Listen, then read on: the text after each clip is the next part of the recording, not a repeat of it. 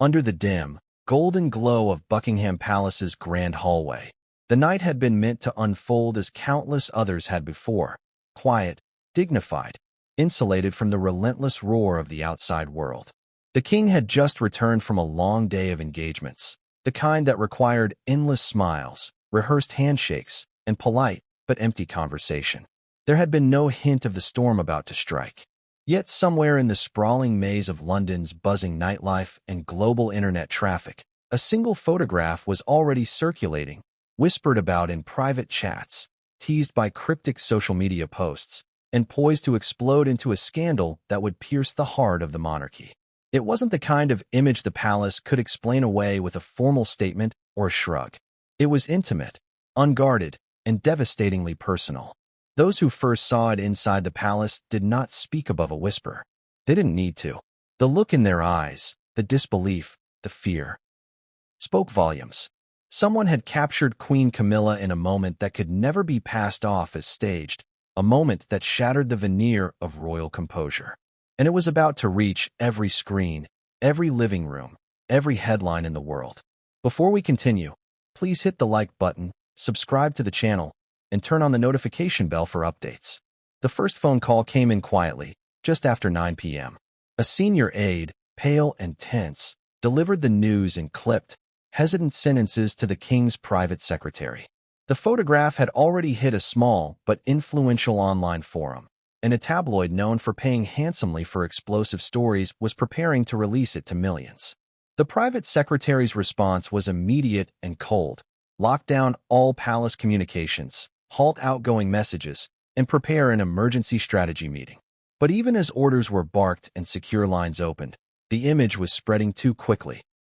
The age of controlled narratives and neatly buried scandals was over. The monarchy was now playing defense in a war fought in seconds, not days. For King Charles, the moment of discovery was not delivered by a committee or softened by careful words. It came like a blow, direct and merciless. Seated in his private study, the king had been leafing through briefing notes for an upcoming Commonwealth address when his eyes caught the uneasy stance of his aide. Without a word, the aide placed a tablet in front of him. And there it was, frozen in pixels, impossible to unsee. A photograph of his wife, Queen Camilla, her posture unmistakably close to a man whose identity was not yet public, her expression one of ease and familiarity that spoke of something far deeper than polite acquaintance. It was the kind of image that spoke louder than any headline could. Witnesses say the king went still, his face draining of color. His hand tightened on the edge of the desk, knuckles whitening. The room, already hushed, seemed to fall into absolute silence. For a long moment, he didn't speak. When he finally did, it was a single question, asked more to himself than to anyone else. Where did this come from? The aide had no answer he dared give. And then, without warning, the king's body betrayed him. A sudden wave of dizziness overtook him, his chest tightening as his vision blurred. Those present rushed to his side, summoning medical staff with an urgency that turned the palace corridors into a blur of footsteps and clipped commands. Outside the palace walls, the world was beginning to sense that something monumental had happened. Journalists, ever attuned to the tremors beneath the surface, started to post vague, teasing updates. Developing story in the royal household, one wrote. If the rumors are true, this will change everything, another hinted. Social media lit up with speculation, the digital wildfire gaining speed as hashtags began to trend. No one outside the palace knew exactly what had happened yet, but everyone could feel the air crackle with the weight of something big. Inside, the Queen's whereabouts were being quietly confirmed. She was not in London, but had been attending a private event miles away, one that now found itself under a magnifying glass of suspicion. Calls were made to her security detail, to trusted friends, to anyone who might confirm or deny what the photograph implied. Yet with each call, the picture became murkier. Was the man in the photo a friend? A distant acquaintance? Or was the truth far more dangerous for the monarchy's fragile reputation? No one dared speak the answer out loud. This was not the first time a royal had been touched by scandal, but the timing and nature of this one made it uniquely perilous. The king's health had already been a quiet concern among insiders, his workload reduced in recent months, his stress levels carefully managed. Now, with the weight of betrayal, real or perceived, pressing down on him. The risk was no longer political alone. It was personal, visceral, and immediate. The image was not just a potential embarrassment. It was a threat to the king's stability, the queen's credibility, and the public's faith in the institution itself. As the night wore on, the photograph reached the newsroom of the first major outlet willing to publish it. Editors debated its authenticity, running it through forensic analysis to confirm there was no manipulation. By midnight, they had their verdict. The photo was genuine. The decision was made. It would be published in the early morning edition and released online at dawn. The headline was already being written, a simple but devastating sentence that would wake the nation to chaos. Meanwhile, Camilla had been contacted. Accounts differ on her initial reaction. Some say she was furious, others that she was eerily calm, but all agree she denied wrongdoing. She insisted the moment captured was innocent, the interpretation malicious. Yet even those closest to her knew that in the court of public opinion, the image itself would outweigh any explanation she could give. The camera lens had frozen an instant in time, and in that instant, 1,000 interpretations bloomed. By the time the king regained enough strength to leave his study, the palace was operating like a war room. Advisors spoke in low voices, strategists drafted possible responses, and legal teams weighed in on defamation versus the public's right to know. There were debates about whether to address the story head-on or to maintain the traditional royal silence and let the storm burn itself out. But this was not the era of slow news cycles. Every second they delayed, the story gathered momentum. And then there was the public, hungry for details, quick to form opinions, and divided in their loyalties. Some defended the queen outright, calling the photo misleading and the scandal manufactured. Others were merciless, demanding accountability and questioning the integrity of the marriage that had already been shadowed by decades of complex history. In coffee shops, offices, and online forums, the conversation was the same. What did the photo truly show, and what would the king do now? Somewhere between the personal heartbreak and the political chess game, the human element lingered. This was not just a royal scandal. It was a story of trust fractured, of private wounds made public, of a man confronting not only the betrayal of a partner, but the relentless judgment of the world. In the grand halls of power, where every move is calculated, this was a moment raw and uncalculated, and it had the power to change the monarchy in ways no one yet fully understood. The night was far from over. Dawn would bring headlines, reactions, and the next stage of the crisis. But for now, inside the thick stone walls of the palace, a single question loomed over every whispered conversation, every strategy meeting, every sleepless royal mind. How had it come to this? And perhaps more importantly, what would happen when the rest of the world finally saw what they had seen tonight? In the days leading up to the night that would forever alter the perception of the British monarchy, life inside Buckingham Palace appeared to flow with the same measured rhythm it had for centuries. Public engagements were carried out with precision, speeches delivered with practiced ease, and the royal motorcade moved from event to event as if nothing could touch the serene bubble of tradition that wrapped itself around the crown. For King Charles and Queen Camilla, it was the kind of season that required endurance more than inspiration, a time of handshakes, formal dinners, and ribbon-cutting ceremonies that, while symbolic, could feel exhausting in their repetition. Yet beneath that calm exterior, subtle undercurrents had begun to ripple. In the grand drawing rooms, where courtiers in tailored suits shuffled paperwork and whispered about upcoming state visits, a different sort of conversation occasionally surfaced in hushed tones. They were small things, offhand remarks about unusual gaps in the Queen's schedule, unexplained alterations to travel plans, moments when her presence was conspicuously absent from functions she would normally attend.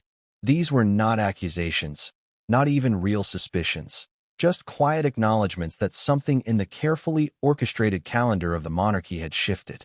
The public, of course, saw none of this. For them, Camilla appeared every bit the composed consort, smiling alongside Charles at charity galas, greeting children at school visits, speaking warmly about the causes she championed. Photographers captured her laughing with guests, leaning in to speak with elderly veterans, and standing beside her husband in those carefully staged moments that radiated stability. There were no visible cracks, no overt signs that anything might be amiss. And yet, for those who had served long enough within the palace walls, the smallest deviations from routine could be as telling as an alarm bell. Charles himself had been busy in those days, preparing for a speech that carried personal weight. His advisors had been urging him to address a series of diplomatic tensions within the Commonwealth, and he had agreed, wanting to project unity and strength. He spent hours in his private study, poring over drafts, consulting with his speechwriters, and refining each line until it struck the exact balance between regal authority and approachable warmth.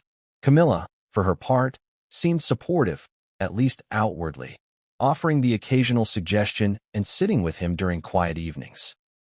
But there were also stretches of time when she was elsewhere, her movements explained with little more than a line on the schedule: private engagement. To the casual observer, private engagement meant nothing unusual. Royals often attended unpublicized events or held discreet meetings away from the cameras. But for those inside the palace machinery, these entries could carry an unspoken weight. They meant the Queen was out of sight, beyond the careful choreography of public duty, and entirely in the realm of personal choice. Still, no one asked questions, not openly. The monarchy thrives on discretion, and even curiosity can be seen as overstepping boundaries. In the lead-up to the scandal, there had also been a subtle but noticeable change in the king's demeanor.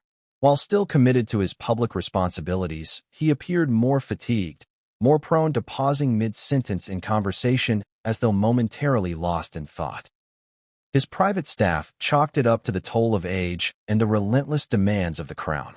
Yet there were moments, fleeting but undeniable, when his eyes seemed to search for something in Camilla's gaze, some wordless reassurance that never quite arrived. Then there were the gatherings. The royal family's inner circle had hosted a series of smaller, more intimate dinners, events not open to the public but attended by a select group of trusted friends and allies. During one such evening, Camilla had been notably absent, her seat at the table left empty save for a discreetly placed bouquet of flowers. Her absence was explained as a scheduling conflict, and the matter was brushed aside with polite nods. But afterward, in the privacy of their own quarters, several guests admitted to feeling an unease they couldn't quite name. The palace also found itself navigating an increasingly intrusive media climate. Tabloids had grown more aggressive, willing to chase half-formed stories if they promised even a flicker of public interest.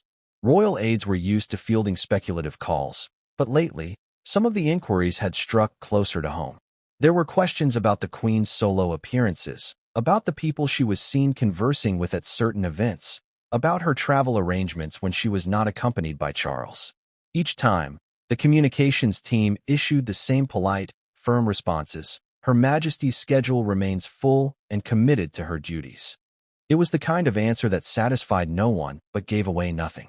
In truth, no one inside the palace believed anything more than harmless gossip was brewing. The monarchy had survived far worse storms, and rumors had a way of dying quietly if left unaddressed. The idea that something real, something tangible and damaging, might be hiding in plain sight seemed implausible. After all, the Queen had weathered years of public scrutiny. What could possibly emerge now that would be different? But in hindsight, the signs were there, scattered like small stones along a path leading straight to the cliff's edge. The brief absences, the careful deflections, the moments when conversations trailed into silence. Individually, they meant little. Together, they formed the faint outline of a story waiting to erupt. And when it did, it would do so with the force of a tidal wave, pulling everyone, royals, courtiers, the public, into its undertow. On the final day before the scandal broke, the King and Queen appeared together at a charity luncheon in London. Photographers captured them walking side by side, smiling warmly at guests, their hands brushing in a fleeting gesture that suggested closeness. But those closest to them noticed the subtle stiffness in Charles's posture, the way Camilla's gaze seemed to drift elsewhere when he spoke. It was a detail too small to make headlines, yet one that would haunt those who remembered it after the fact. That evening, the Queen's schedule once again listed a private engagement. She departed the palace in a dark car, escorted only by her security detail. Charles, meanwhile, remained in his study, reviewing the final draft of his speech. It was a scene of normalcy on the surface, the kind of quiet separation that married couples of their stature often practiced without thought. Neither could have known that somewhere, at that very moment, a photograph was making its way from a camera to a hard drive to the waiting hands of someone willing to unleash it upon the world.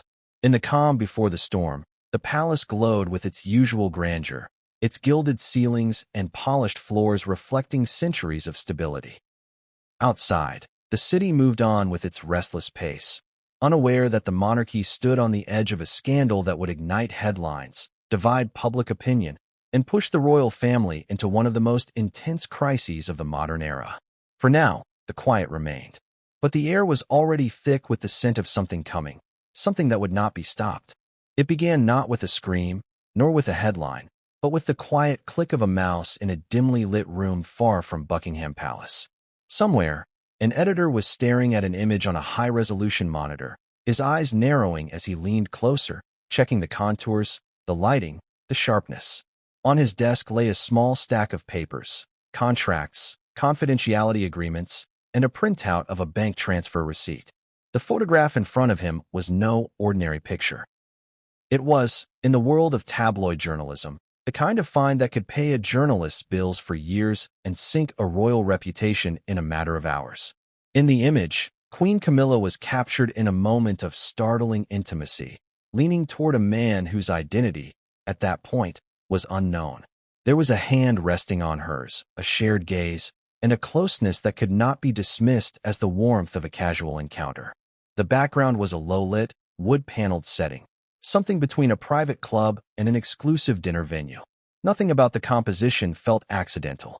Whoever had taken this photo had done so with precision and patience, waiting for the exact second that the gesture would speak volumes.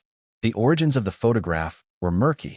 Some whispered it had been taken weeks earlier during a private event in the countryside. Others insisted it was snapped in London, at a discreet meeting no one was meant to know about. What was certain was that it had landed in the hands of someone who knew its value.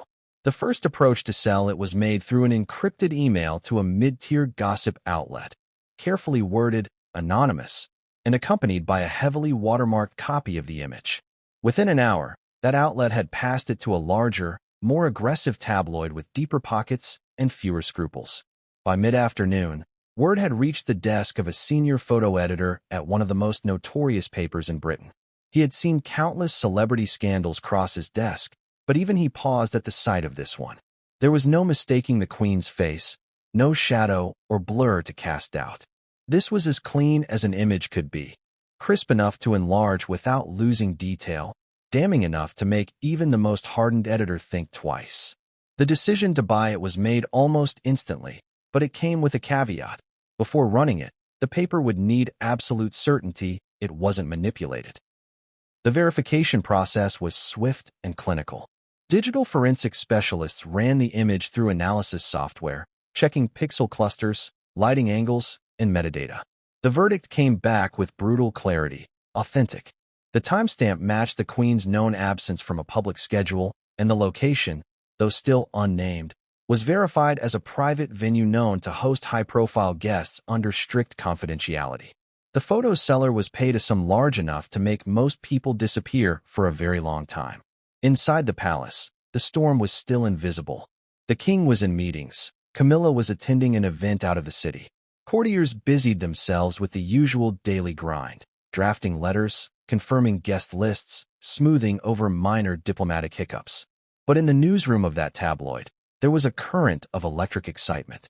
Editors and reporters whispered over phones, carefully scripting their questions to palace contacts. None of them showed their hand yet.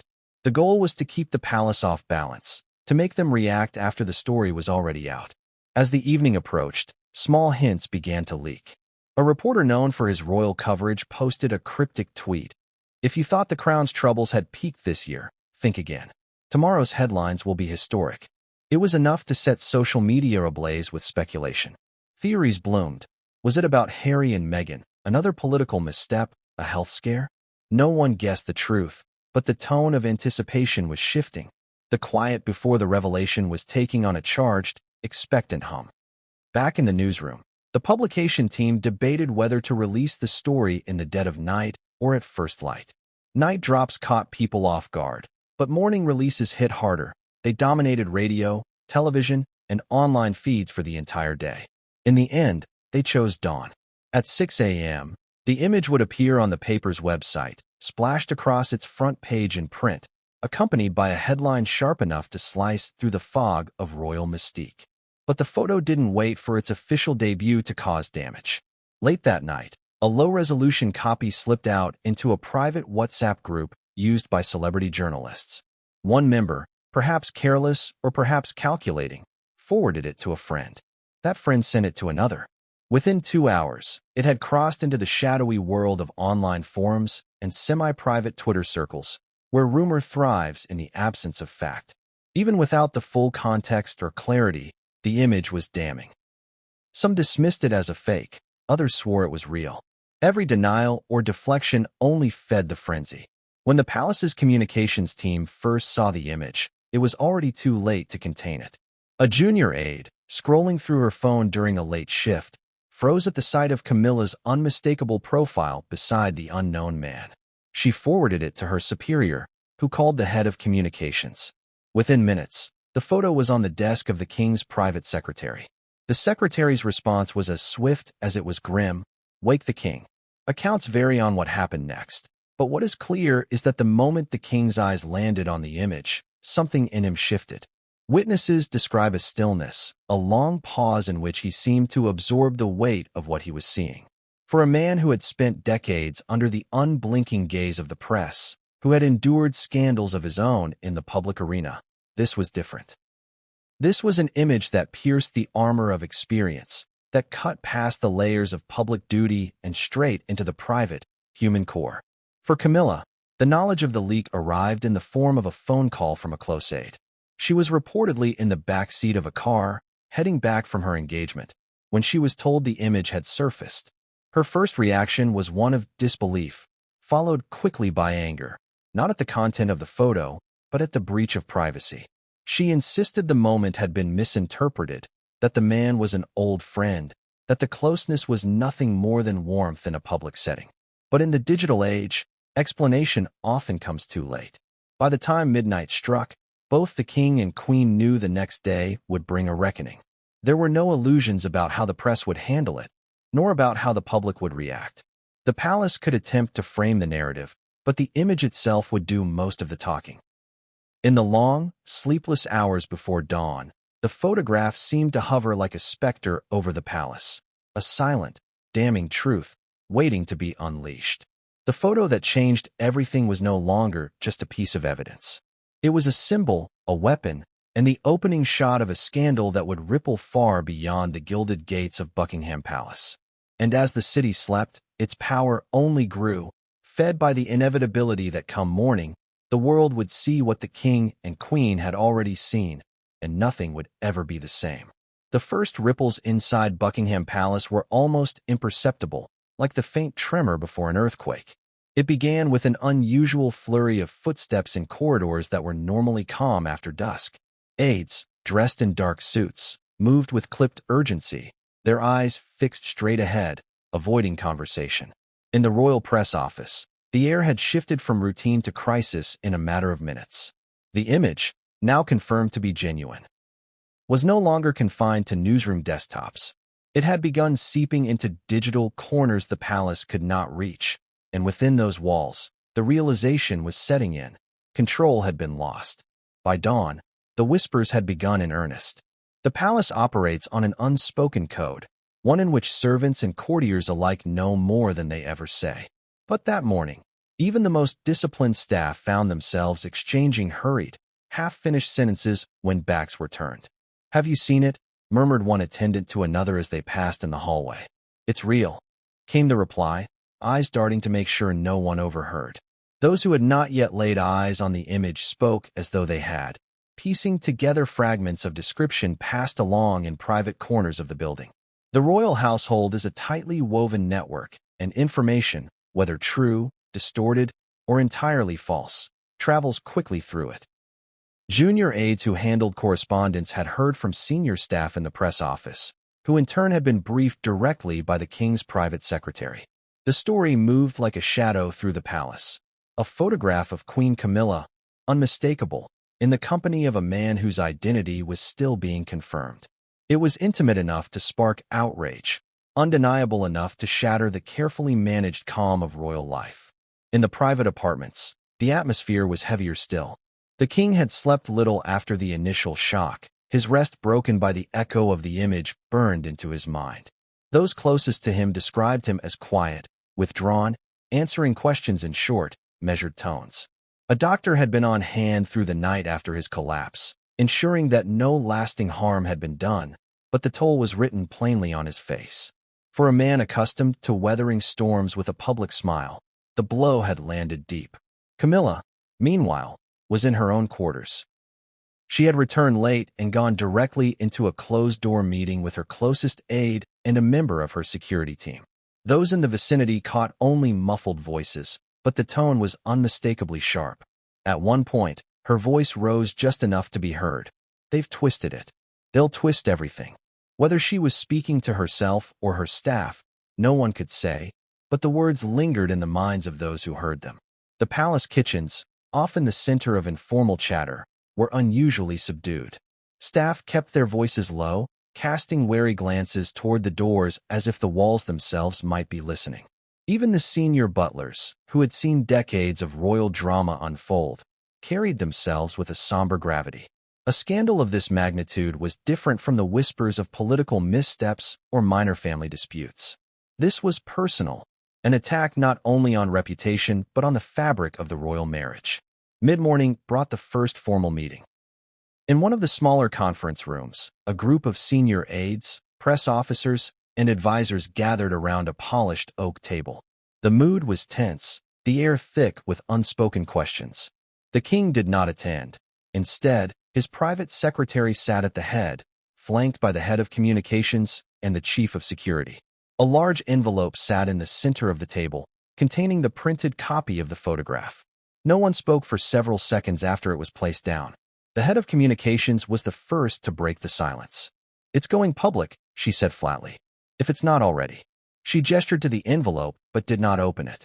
"Every hour we wait, the narrative writes itself without us."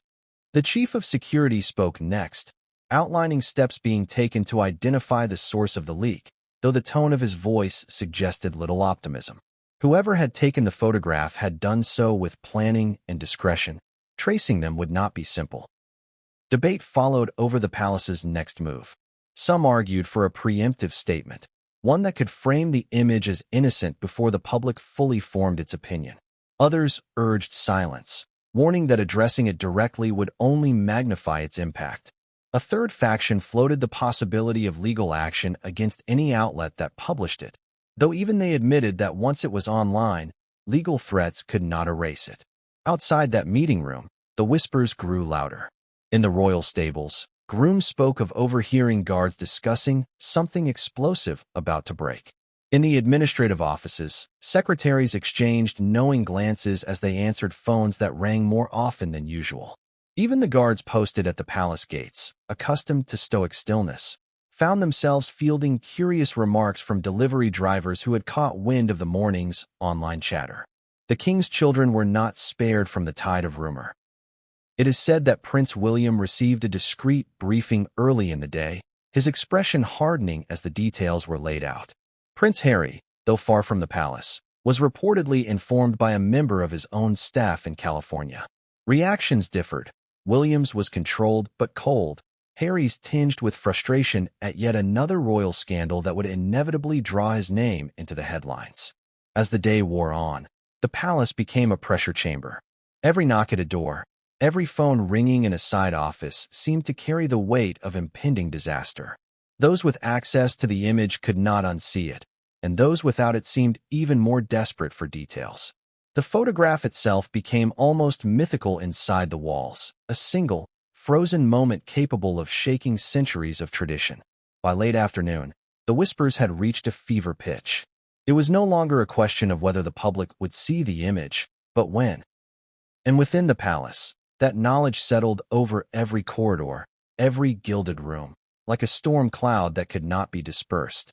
In the great halls where monarchs had walked for generations, the air was tight with the unspoken truth. Something irreversible had begun, and no amount of protocol or ceremony could stop what was coming next. The moment King Charles saw the photograph is remembered by those present as one of the most chilling and fragile scenes in recent royal history. It was not in a public chamber or surrounded by courtiers, but in the intimacy of his private study, a room lined with centuries-old books, heavy curtains drawn against the fading light. The room, known among staff as his sanctuary, had always been a place where the king could retreat from the constant pressures of his role. On that afternoon, however, it became the stage for a moment that would haunt everyone who witnessed it. He had been expecting an update on a Commonwealth address he was due to deliver within the week.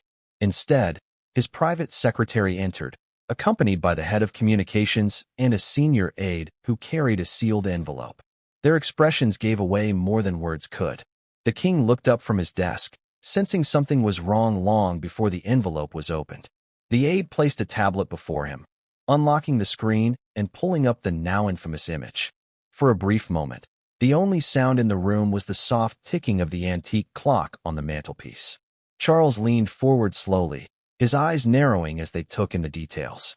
The photograph's sharpness left nothing to doubt. The queen, seated close to a man whose hand rested lightly over hers, her face turned toward him in an expression of unmistakable warmth.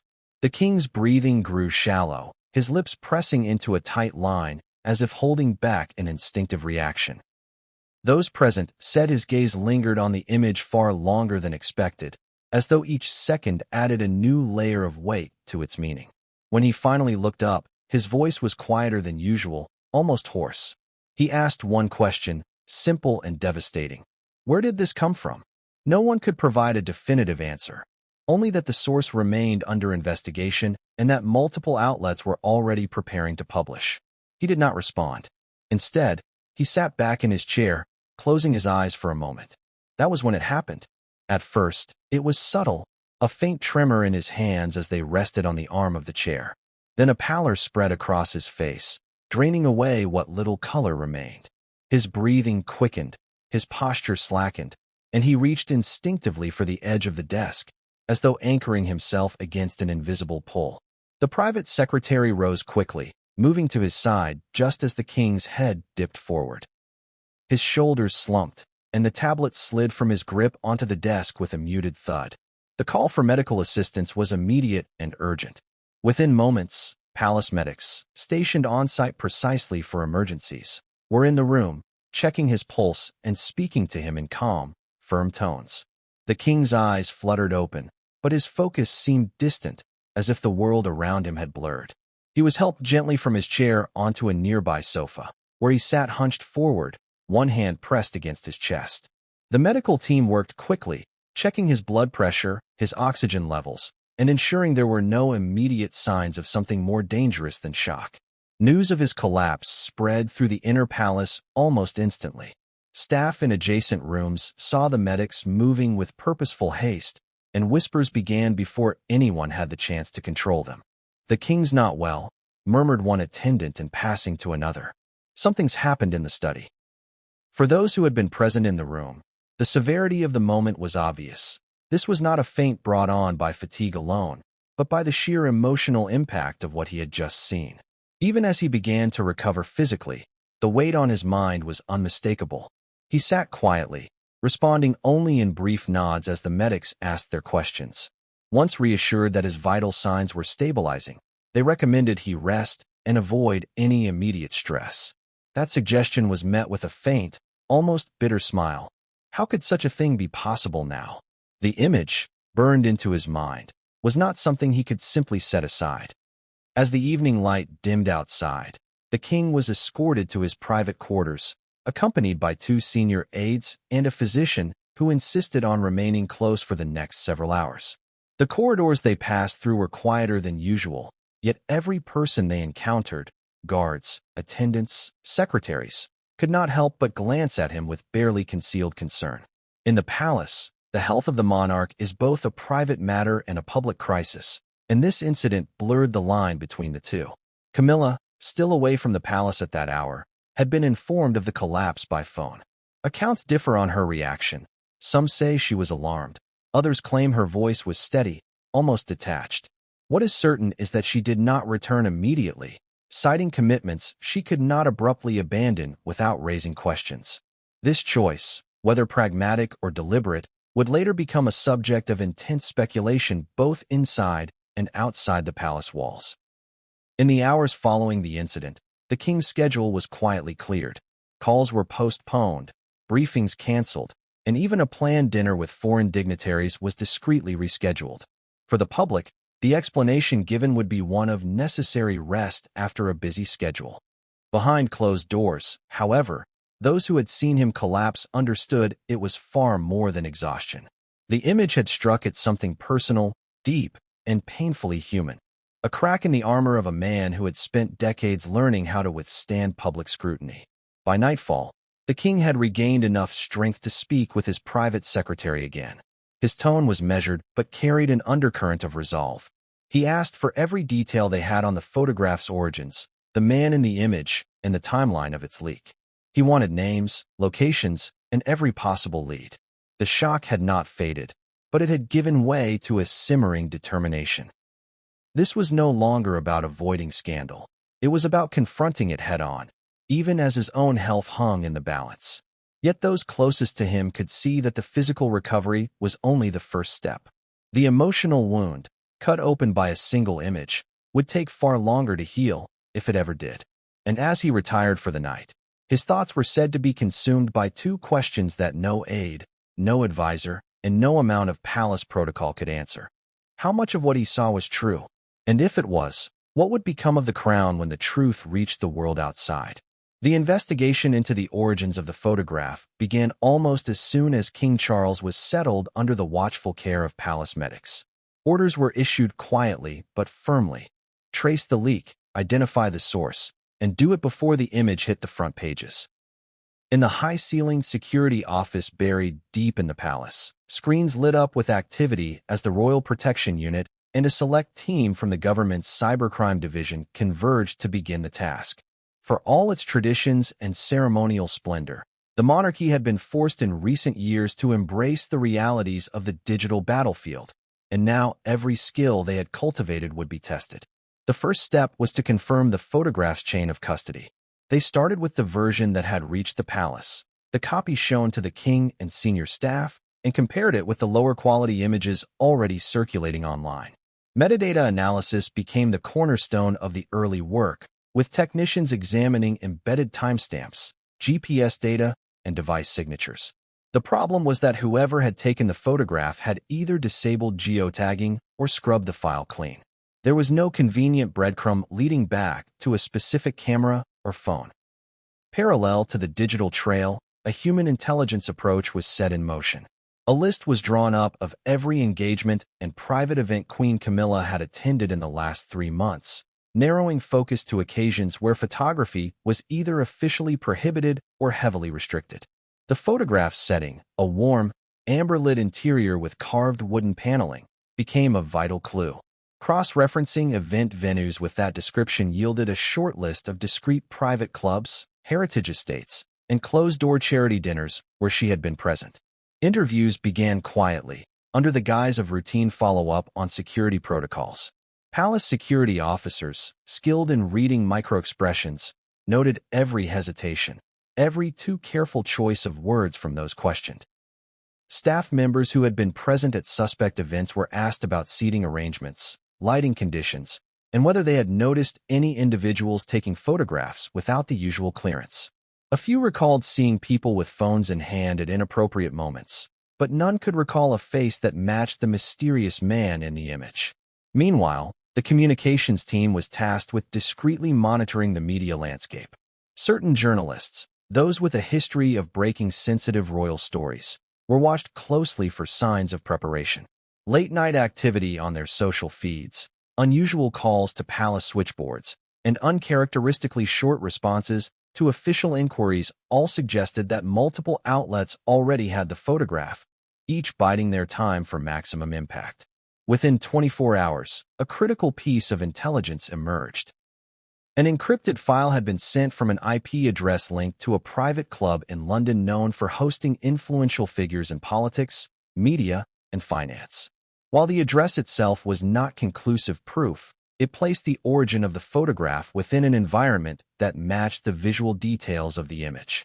This club had one of the strictest no-camera policies in the city, which raised an unsettling question. How had a photograph been taken there without immediate detection? Either security had been breached, or someone with inside access had deliberately ignored the rules. Further digging revealed that on the night in question, the Queen had attended an intimate dinner at that very club, hosted by a long-standing family friend. The guest list was small, select, and vetted, but not impenetrable. Among the invitees was a man whose name had surfaced briefly in past gossip columns, known for his connections to wealthy circles in Europe. His resemblance to the figure in the photograph was enough to merit closer attention, and security officers began compiling his background, business ventures, personal relationships, travel history. Within hours, they discovered he had been seen at events across the continent where media intrusion was tightly managed, often in the company of people who thrived in the gray space between celebrity and secrecy. The investigation's next focus was financial. High-value leaks rarely occurred without a paper trail. Digital forensics experts turned to the world of encrypted payments, scanning for large, unusual transactions originating shortly after the dinner in question. They found one, a five-figure sum transferred through a chain of accounts designed to obscure its source. The recipient, it turned out, had ties to an independent photojournalist whose work occasionally skirted the edges of legality. This photographer, when contacted discreetly through an intermediary, refused to comment and cut off all communication, a reaction that, while not incriminating in itself, did nothing to ease suspicion. While the investigators worked, the Palace War Room continued to buzz. Maps of London's exclusive venues were pinned to the walls alongside lists of known paparazzi operatives. Staff pored over surveillance logs from the night of the dinner, looking for anomalies. One security camera at the club's rear service entrance showed a shadowy figure slipping out just before midnight, head down, avoiding the main exit where guests were discreetly ushered to waiting cars. The image quality was too poor for positive identification, but the timing matched almost perfectly with the suspected moment the photograph had been taken. Despite the leads, progress was frustratingly slow. Those in charge knew that every hour brought them closer to public release, and the palace's ability to control the narrative would shrink with each passing minute. Discussions turned to contingency plans. How to respond if the source was never identified, how to handle questions from the press, and, most sensitively, how to brief the king without further harming his health. The tone inside the palace shifted during the second night of the investigation. It became clear that the leak was not the work of an opportunistic bystander, but a calculated move by someone who understood the value of their capture. Whether their motive was financial, political, or personal remained unclear, but their execution had been flawless enough to evade immediate detection. The photograph had been taken, preserved, and distributed with surgical precision. As the clock ticked toward the inevitable moment of publication, the team tracing the leak began to understand a grim reality. They might never know with certainty who had stood behind the lens. What they did know was that the image had been designed to inflict maximum damage, timed for release when the king's schedule was full of high-profile engagements, ensuring the scandal would eclipse his work entirely. And somewhere out there, the person responsible was watching the chaos unfold, fully aware that their single act had set the monarchy on a collision course with one of its most dangerous modern crises. The man in the picture was, at first, nothing more than a blurred question mark in the minds of those inside Buckingham Palace. The photograph itself offered only fragments: the shape of his jawline, the slope of his shoulders beneath a dark suit, the faint glint of a cufflink that caught the ambient light. His expression was harder to define, partially obscured by the angle of the shot, but his body language toward Queen Camilla, leaned in, hand resting over hers, spoke with an intimacy that could not be dismissed as accidental.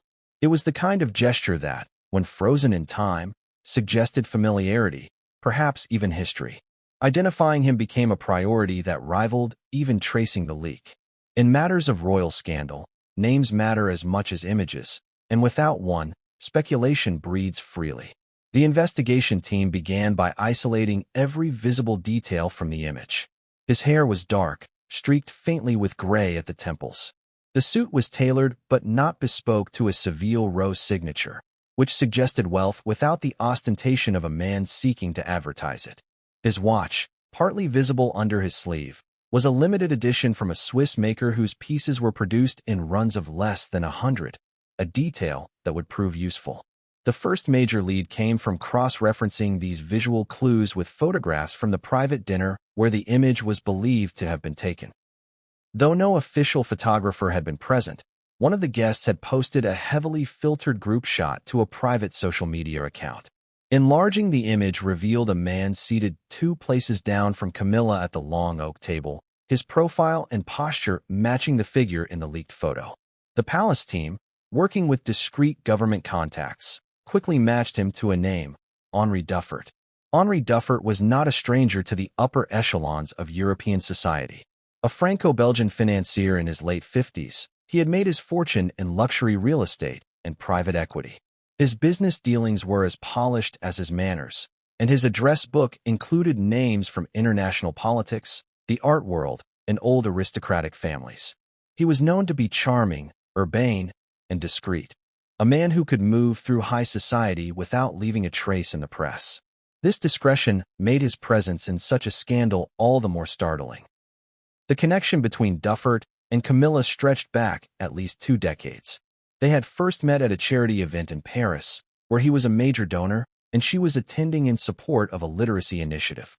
Over the years, their paths had crossed periodically at equestrian events, art auctions, and private gatherings hosted by mutual friends. While their acquaintance had been noted in society columns, it had never carried even a hint of impropriety. To those who knew them, theirs was a friendship grounded in shared interests and mutual respect. But the photograph told a different story, or at least one that could be interpreted differently. In the tightly controlled environment of royal optics, even an innocent moment could be transformed into a narrative of betrayal. Here was Duffert, a man with no official role in British public life, captured in a setting that was clearly private, his hand over the Queen's, his body angled toward her with unmistakable focus. For the public, it would be enough to raise eyebrows. For the king, it was enough to collapse him. Investigators delved into Duffert's recent movements. Flight records confirmed that he had been in London the week of the dinner, arriving from Brussels on a private jet. He had stayed not at a hotel, but at a Mayfair apartment owned by a holding company linked to his business empire. His itinerary for that week was remarkably sparse: 2 meetings with property developers and the dinner in question. There was no sign of additional appointments, at least none recorded formally. His background, while free of public scandal, carried complexities. Duffert had been divorced for over a decade, his marriage having ended quietly with no public acrimony. He had been linked romantically to a handful of women over the years, though always in a way that seemed to fade before reaching the pages of the gossip press. Colleagues described him as someone who valued privacy above all, a trait that made his entanglement in this royal storm all the more suspicious. Had he broken his own rules, or had he been caught in a trap not of his making? The possibility of entrapment was not dismissed lightly. Palace aides theorized that the photograph could have been the result of a deliberate setup engineered by someone with access to the guest list and the skill to position themselves for the perfect shot. If Duffert was a willing participant, the reasons remained opaque. If he was an unwitting pawn, the implications were equally troubling. Someone had exploited both him and the Queen for maximum damage. Attempts to contact Duffert were met with a wall of silence. His London number went unanswered, his Brussels office claimed he was traveling, and his personal assistant offered only the vague statement that Monsieur Duffert has no comment at this time. This silence only added fuel to the speculation. In the absence of a statement, the public imagination would fill the gap, often with the most salacious possibilities. Inside the palace, opinions on Duffert were divided. Some believed he had been a trusted friend, caught in an unguarded moment that had been misrepresented. Others suspected a deeper connection, perhaps not an affair in the conventional sense, but a bond that crossed boundaries the monarchy could ill afford to blur. For those charged with managing the fallout, the distinction hardly mattered. The optics were disastrous either way. What made the situation even more volatile was Duffert's network of connections. His ties to European media figures, some of whom had no love for the British royal institution, opened the door to another possibility, that the leak was part of a calculated play by external forces to weaken the monarchy's standing. If so, Duffert's role might have been passive, his image used without his consent. Or it might have been active, with his cooperation secured by motives still hidden from view. As the hours passed and speculation intensified, one thing became clear. The man in the picture was not a random stranger who had stumbled into the Queen's orbit. He was a figure of influence, a man with a past intertwined with hers, and whether guilty or innocent, his name would soon be inseparable from one of the most explosive royal stories in recent memory. And somewhere in the silence he maintained, the truth, whatever it was, waited to be revealed. The public backlash began before the morning papers even hit the stands. It started online, in the unfiltered world of social media, where the leaked photograph found fertile ground in the early hours. The moment it appeared on a gossip forum, screenshots multiplied like wildfire, crossing from niche celebrity threads into mainstream feeds within minutes. By dawn, it was everywhere. Shared, reposted, dissected, and debated by people who had never once taken an interest in the inner workings of the royal family. At first, reactions were a chaotic mix. Some refused to believe the image was real, claiming it was a clever fabrication meant to smear the Queen. Others accepted it instantly as proof of betrayal, sharing it alongside angry captions and pointed questions about loyalty and respect within the royal marriage. What made the situation more combustible was the photograph's clarity. There was no graininess to hide behind, no ambiguous shadows to suggest an illusion. To the untrained eye, it was exactly what it appeared to be, a moment of quiet intimacy between Queen Camilla and a man who was not the king. Mainstream media, bound by stricter editorial standards, moved more cautiously at first. Several broadcasters began their morning segments with cryptic references to developments in the royal household, while avoiding direct mention of the photo. But by mid-morning, one tabloid broke ranks, publishing the image on its website with a headline designed to detonate public opinion. Within minutes, other outlets followed. The floodgates were open. Public outrage erupted in waves. Outside Buckingham Palace, a small group of protesters gathered by midday, holding hastily made signs. Some bore messages demanding answers, others expressed support for the king, and a few simply carried enlarged versions of the photograph itself as a statement of defiance.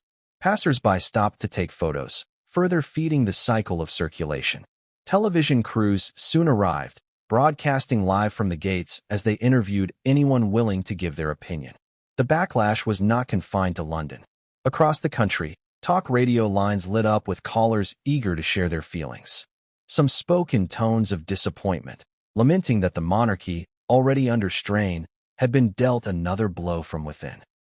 Others were openly furious, arguing that the Queen's behavior, if the image was indeed what it seemed, was a betrayal not only of her husband but of the public trust. More cynical voices claimed it was nothing new, that the royal family had always been riddled with hidden scandals, and this was just the latest to surface. Internationally, the photograph and its implications spread just as fast. European tabloids splashed it across their covers with headlines in bold type, some more accusatory than others. In the United States, morning talk shows debated its impact on the British monarchy, often with a tone of theatrical shock. In Australia and Canada, where the royal family remains part of the constitutional structure, news anchors fielded questions about whether such scandals weaken the case for maintaining the monarchy at all. The digital sphere, however, was where the backlash turned most vicious. Memes appeared almost instantly, some mocking, others biting in their cruelty.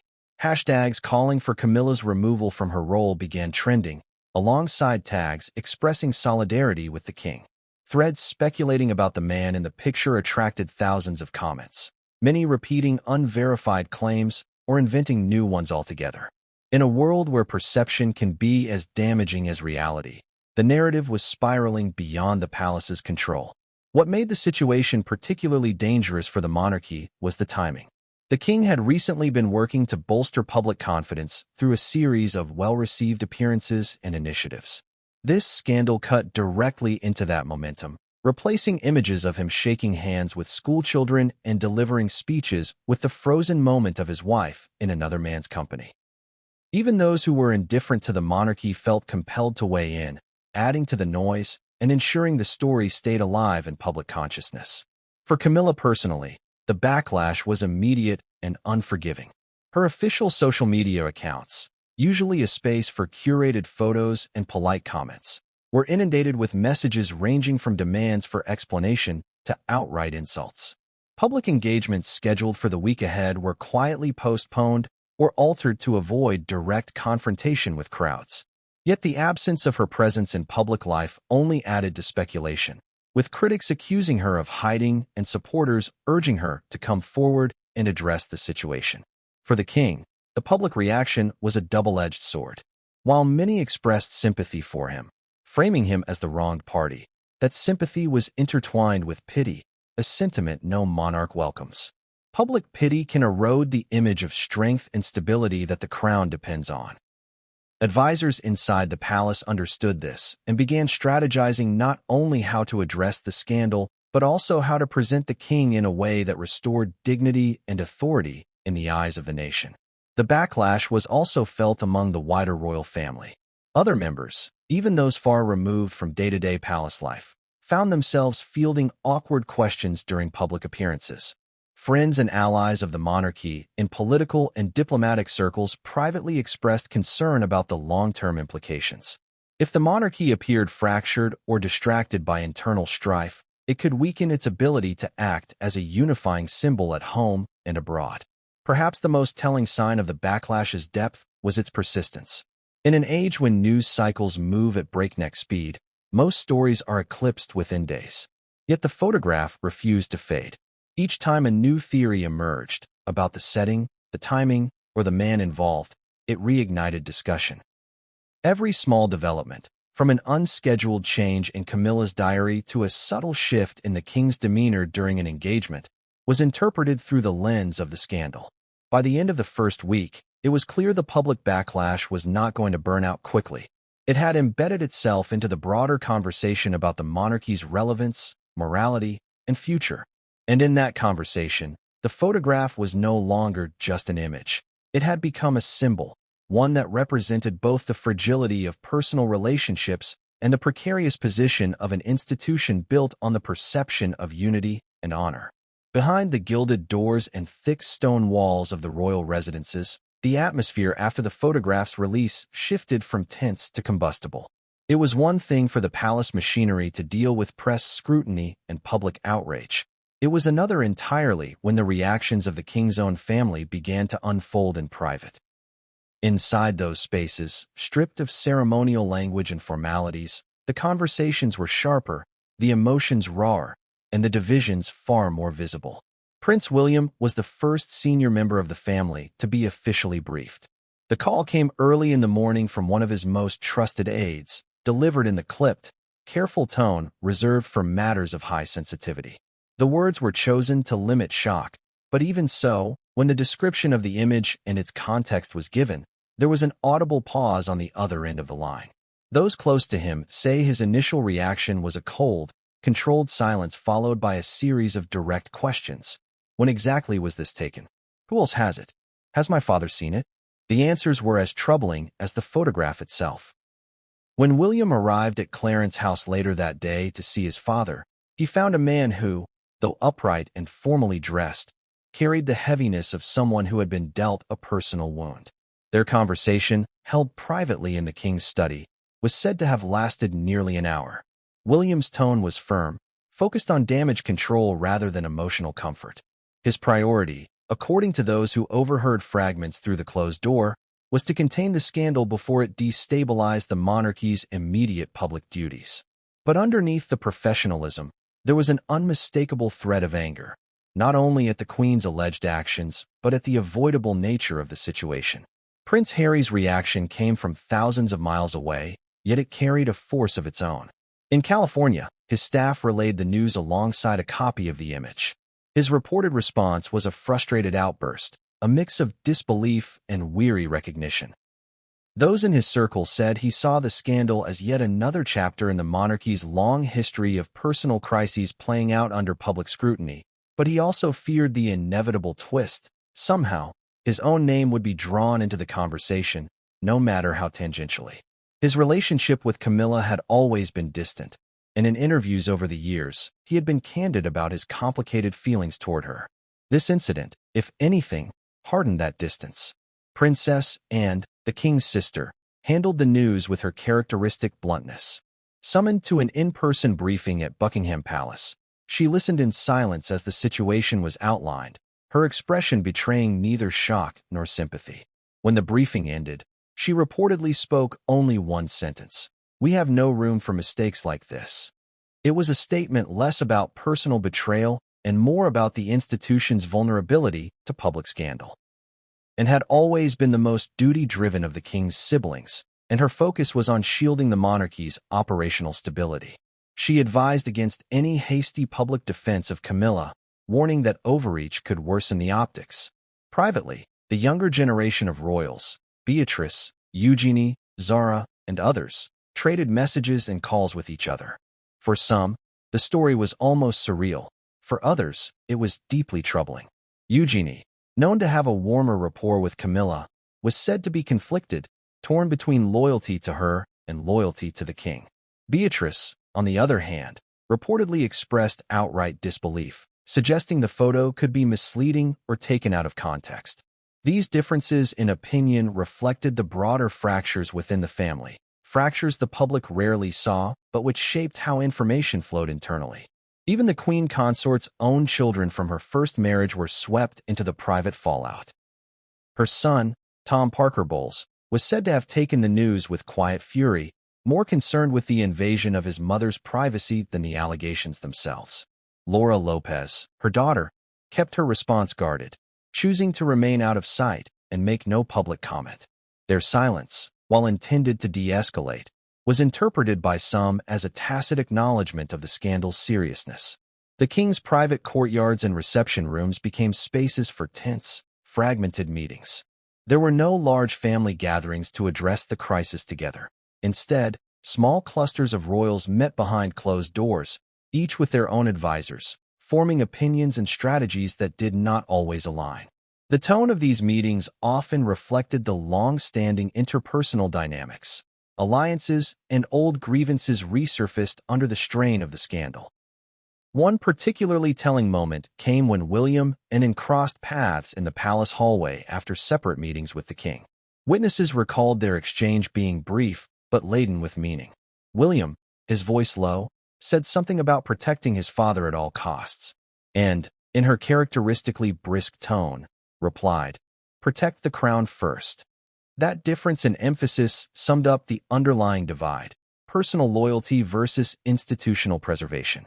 Outside the inner circle, members of the extended family began fielding calls from friends, journalists, and acquaintances fishing for information. Even distant cousins found themselves awkwardly avoiding direct questions at public events. The family's unofficial code of silence was holding, but it was fraying under the pressure. Every unguarded remark risked becoming a quote in the press, and everyone knew it.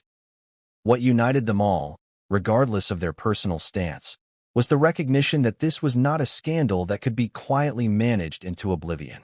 The photograph's reach was too wide, the public's reaction too fierce, and the king's health too fragile for the family to carry on as if nothing had happened. The private reactions, ranging from icy pragmatism to genuine anger, reflected the scale of the challenge ahead. And within those palace walls, there was an unspoken awareness that the next steps taken, or avoided, by the family could either help steady the monarchy or push it closer to an irreparable fracture. The morning after the photograph became public, the media storm erupted in full force.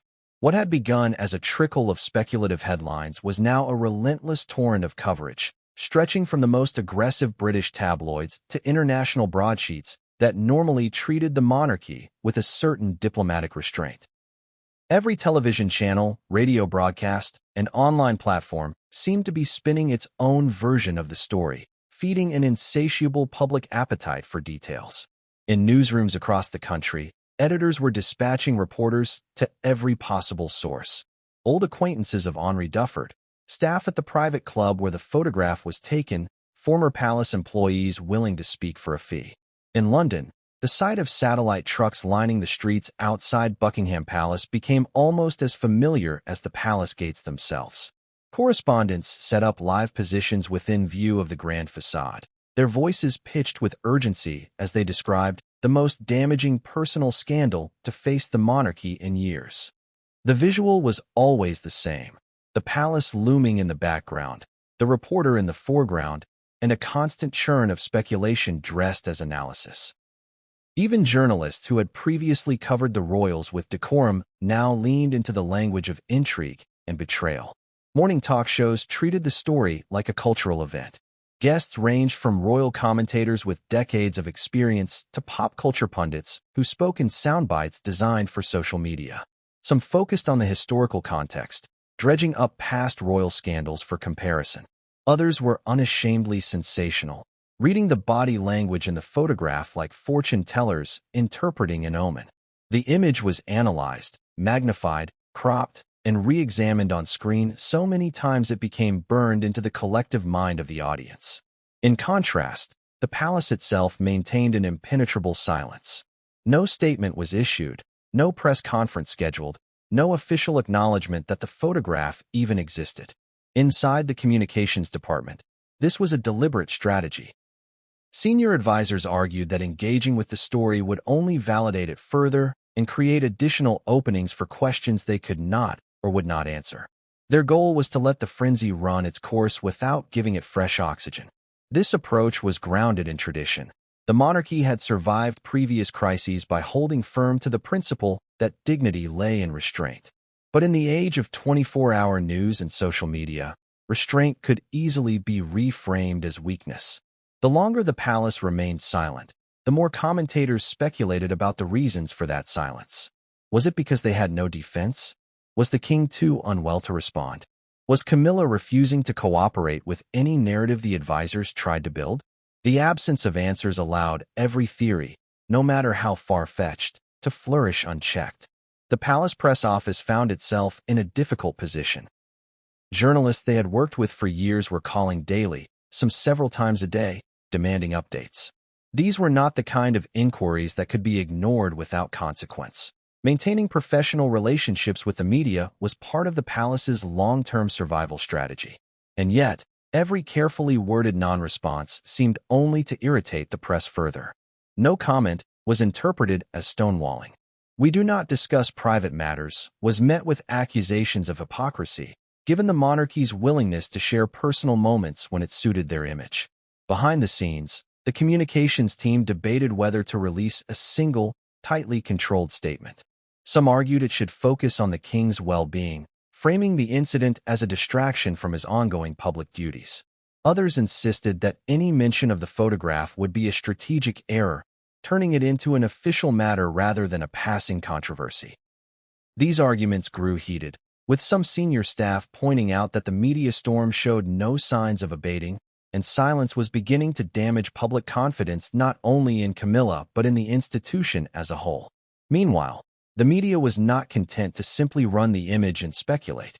Investigative journalists began pulling at threads, digging into Henri Duffert's past, exploring any business or social connection between him and the Queen. Some delved into the private club where the photo was taken, unearthing stories from staff about its reputation as a sanctuary for powerful people seeking discretion. A few even began revisiting the early years of Charles and Camilla's relationship, reframing old history in light of the present scandal. International coverage took on its own character. French outlets, perhaps emboldened by Duffert's nationality, were more direct in their reporting, publishing long profiles of the financier and hinting at past romantic entanglements. American media, by contrast, leaned into the drama, framing it as part of a broader narrative about royal intrigue and personal downfall. In Australia and Canada, where debates about the relevance of the monarchy were already simmering, commentators used the scandal as fresh ammunition in calls to reconsider the crown's role. Public opinion polls, hastily conducted by major news organizations, painted a grim picture. Approval ratings for Camilla dropped sharply within days. And while sympathy for the king spiked briefly, it began to erode as the palace's silence dragged on. The perception, whether fair or not, was that something was being hidden.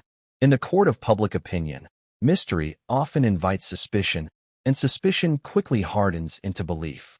The dissonance between the noise outside and the stillness inside was striking. In one of the palace's grand reception rooms, where the media could be heard faintly through open windows, advisors sat in a semicircle around a polished table, discussing strategy in measured tones.